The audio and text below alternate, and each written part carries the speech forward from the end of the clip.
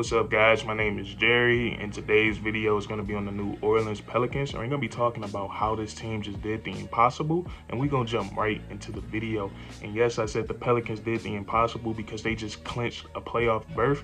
And if you know what they went through this season, that is very impressive and is very unbelievable. And this is a team that went through some pretty serious injuries to their key players at the very beginning of the season. Zion Williamson, the whole world knows he hasn't played a game for the New Orleans Pelicans this season, and we all know how impactful he is. Last time we seen him play, he was putting up like 27, 5, and 5.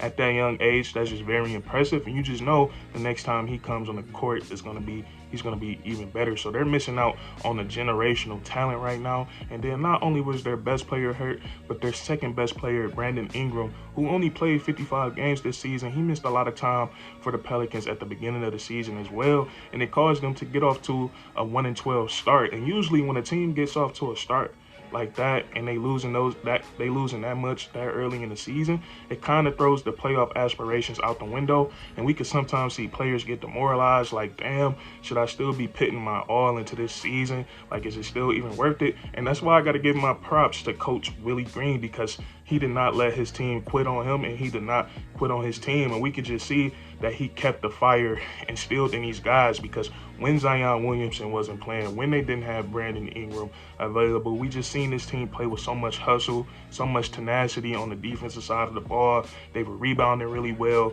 diving for loose balls, and then on the offensive side of the ball, they just played like a team. And then once Brandon Ingram, once he started getting back into the lineup, the Pelicans were able to win some more ball games, but it wasn't enough to put them at that next level. So we get to the NBA trade deadline, and the Pelicans, their front office, they make a pretty gutsy trade by trading for CJ McCollum. He was coming off a collapsed lung. He just entered his 30s, and he's making a lot of money. And a lot of people were skeptical of this trade. Me personally, when that trade first came out, I'm like, this is a really good trade for the Pelicans, because this is the guy that exactly what this offense needs. And since CJ McCollum has arrived to the New Orleans Pelicans, they look like one of the better teams in the Western Conference. He's been really special for these guys, and what he brings to the team is just, first of all, he brings that leadership, because he's a guy in the locker room that leads by example on the court and off the court. He seems like he's a really cool he's a really cool person to be around. And then also getting traded away from a team that you spent 9 years with. A lot of players could have been angry about getting traded to the Pelicans, but he came over here, he got with the guys, he started working, and he gave this team his all. You just seen some really great leadership from CJ McCollum.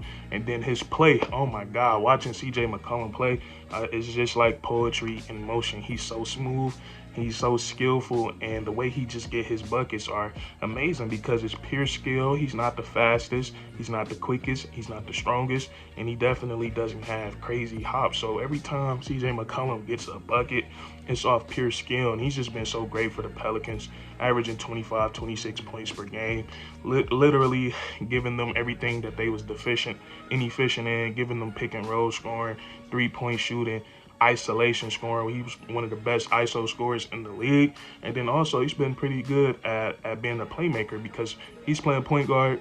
He's playing point guard for the New Orleans Pelicans, him and Brandon Ingram. I would call Brandon Ingram like a point forward, because he gets a lot of dimes himself. But CJ McCollum, whenever he's trapped, whenever he's double teamed, he just takes what the defense gives him and makes the very right basketball play. And we just see him trusting his teammates a lot more. And the best part about the CJ McCollum trade is that it's opening up a lot from Brandon Ingram. Since McCollum has came to the Pelicans, Brandon Ingram has been getting a lot more one-on-one situations, and Brandon Ingram is kind of unguardable when he gets into that mode, when he starts breaking you down, getting into his rhythm dribbles, and then he's pulling up for that mid-range. He's deadly when he get into that mode. We done seen it over these last couple of weeks with these games on the line. Brandon Ingram and CJ McCollum, they take turns taking over the game, getting into that mid-range. And McCollum, he might get hot from three sometimes. He takes a lot of more threes than Brandon Ingram does, but those guys, their games are very similar. They like to pick and roll, they like the ISO, and they like to get to the mid-range or get to the rim. So these two guys, guys pairing up has been really huge to the Pelicans, and I think it's probably the biggest reason that they got into the playoffs. And then we just seen Valanciunas, who just joined this team this offseason, and he's just as big as a part of their success as CJ McCollum and Brandon Ingram is. He's been really well this season, just averaging a double-double, 17 and 12. Like, those are all-star game. Those are all-star numbers. All-star game numbers to me. Like, with those type of numbers, he definitely could have been an all-star, third in the league when it comes to double-doubles with the big man. And then also, he had a really big game against the San Antonio Spurs in the first playoff game, and that's what I really liked. And then you have the others that stepped up.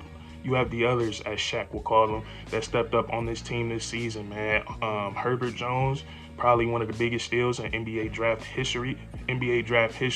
He's been really well for the Pelicans this season, being their best defender, guarding the best player every night already at this young age has really helped them out a lot. And then on the offensive side of the ball, he's getting a lot more comfortable out there. He's starting to do more. He's starting to create for himself a little bit more. Then he's just a very smart player. He knows how to put himself in the right spot to be open for a catch and shoot three. And then he just knows when to cut and how to finish hard at the rim.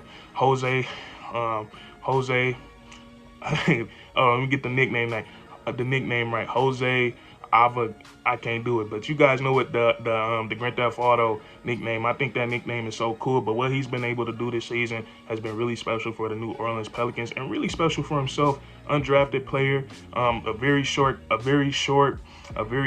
guy, and you already know, like, this is a tall man's league, so for him to be able to come into the NBA and earn himself a contract is really special. But his play on the defensive side of the ball is really good, the way he gets those steals. And then on offense, his offensive game is improving, specifically his catch and shoot three-point shot is getting a lot better. And then he's also been able to get some really good dribble drive penetration. So all these guys have really contributed to the New Orleans Pelicans' success. And then there's also other guys who just stepped up last night against the Clippers. Trey Murphy, he hit so many big shots last night for the Pelicans to help them come back and win that ball game. And also Larry Nash Jr., giving his team just so many momentum plays, hustling hard on the offensive board, getting putbacks, being tough, just diving for loose balls. Like, these guys, these role players for the New Orleans Pelicans, they brought so much energy in that game last night, and that's such a great sign for a team like the Pelicans, because we seen CJ McCollum, we seen him struggle with his shot a little bit last night, and he got it cooking in the fourth quarter. But those other guys were able to step up and help CJ McCollum while his shot wasn't falling. And I think that's one of the important things for a team like the New Orleans Pelicans right now. When the best guys don't have it going, can other players step up? Can other players step up and help those guys out? I think that's the biggest question about this team right now, because they have the top end talent. They have CJ McCollum. They're gonna have Zion Williamson. Who knows? Maybe he might come back this season, but in the future they're gonna have him. And then also they got Brandon Ingram, Valanciunas. So they have the talent at the top. And I think the Pelicans, what they need to focus on right now is the others, guys that can step up when other guys' shots aren't falling. And we saw that last night with Trey Murphy and CJ McCollum. I think Trey Murphy was really big in that game last night. But that's how I think the New Orleans Pelicans, I think that's how they pulled off the impossible. It's been a rocky season for them, and they ended up clinching a playoff spot, and now they keep their draft pick. So it's going to be very interesting to see what this team do in the offseason next year. And that's going to be it for this video. If you enjoyed, leave a like, comment down below if you agree or disagree, and then subscribe for more weekly content. We do this all the time, man. And that's curtains.